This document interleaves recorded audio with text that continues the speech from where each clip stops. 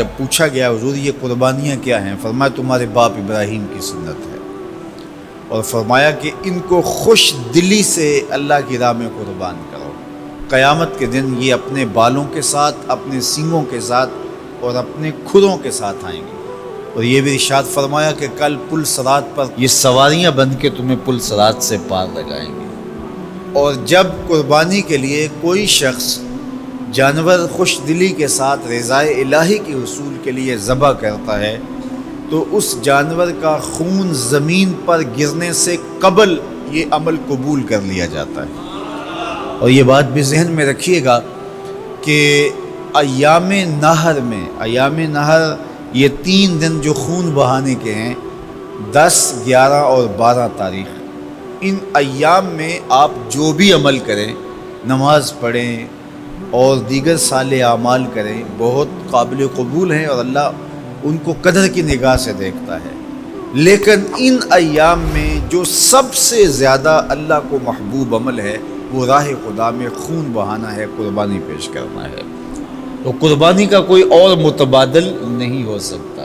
کچھ لوگ یہ فلسفہ ان دنوں کے اندر بیان کرتے ہیں کہ 20-50 ہزار کی قربانی کرنے کی بجائے اتنے اگر کسی غریب کو دے دیے جائیں تو اس کے 2-3 مہینے خیریت سے گزر جاتے ہیں اور وہ گھر کے اندر جو ہے وہ ضرورت کی چیزیں ڈال لے، تو گوشت تو 2-4 دن کے اندر کھایا پیا جاتا ہے، ختم ہو جاتا ہے۔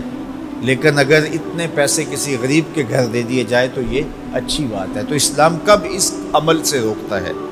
غریب کی مدد کیجیے، صرف عید کے دن ہی نہیں، مینڈے کی جگہ ہی نہیں، بلکہ اسلام تو راہ خدا میں جانور ذبح کر کے اسی جذبے کو بیدار کرنا چاہتا ہے کہ تمہیں گوشت کی ضرورت بھی نہیں تھی، پھر بھی تم نے ذبح کر دیا، تو جہاں ضرورت ہوگی اور تمہاری ہمسائیگی میں، تمہارے اطراف میں جب کوئی غریب ہوگا تو پھر تم اس کے لیے ذبح کیوں نہیں کرو گے؟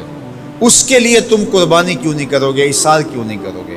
یہاں تو پھر بھی ہم گوشت خود کھا لیتے ہیں یا غرباء میں بانٹ دیتے ہیں، لیکن منا کی وادی میں جہاں لاکھوں قربانیاں پیش کی جاتی ہیں، وہاں تو جانور کاٹ کے اس کو ذبح کر کے بس چھوڑ دیا، اس کے گوشت سے غرض ہی نہیں ہوتی۔ زیادہ تر حجاج ایسے ہوتے ہیں جن کو یہ بتا دیا جاتا ہے کہ تمہاری قربانی کر دی گئی ہے، اور وہ فون کال کے انتظار میں یا حکومت وقت کی جانب سے دیے گئے وقت کے بعد حلق کروا دیتے ہیں۔ تو انہوں نے نہ اپنا جانور دیکھا ہوتا ہے، نہ اس کو ذبح ہوتے دیکھتے ہیں، تو صرف انہیں ٹائم بتلا دیا جاتا ہے یا ان کو کال کر دی جاتی ہے تو یہ ان کے لیے کافی ہوتا ہے۔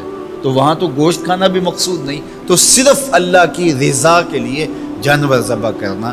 تو جب رضائے الہی کے لیے جانور ذبح کرنے کا جذبہ پیدا کر کے تمہیں راہ خدا میں خرچ کرنے کی ترغیب دی جاتی ہے تو پھر تم پورا سال خرچ کرو گے، تمہارے لیے کوئی مشکل اور کوئی مشقت نہیں ہوگی۔ لیکن اگر تم جو ہے وہ اس جذبہ خیر سے نور حاصل نہیں کرو گے تو پھر تمہیں یہ دولت نصیب نہیں ہوگی۔ تو سب سے افضل عمل ان 3 ایام کے اندر جو بتایا گیا وہ یہی ہے کہ راہ خدا کے اندر خون بہانا ہے۔ اللہ کے محبوب علیہ الصلوۃ والسلام کی خدمت میں جو ہے وہ مینڈے لائے گئے جو چتکبرے تھے، اور حضور علیہ الصلوۃ والسلام نے اپنے مبارک ہاتھ سے ان کو ذبح کیا۔ تو عید قرباں یہ ایثار کی عید ہے، یہ قربانی کی عید ہے، اور اسلام ہمیں قربانی سکھاتا ہے۔ اسلام لمحہ لمحہ قربانی ہے، ایک ایک ساعت اسلام قربانی کا نام ہے، اور ہمیں درس زندگی یہی دیا جاتا ہے۔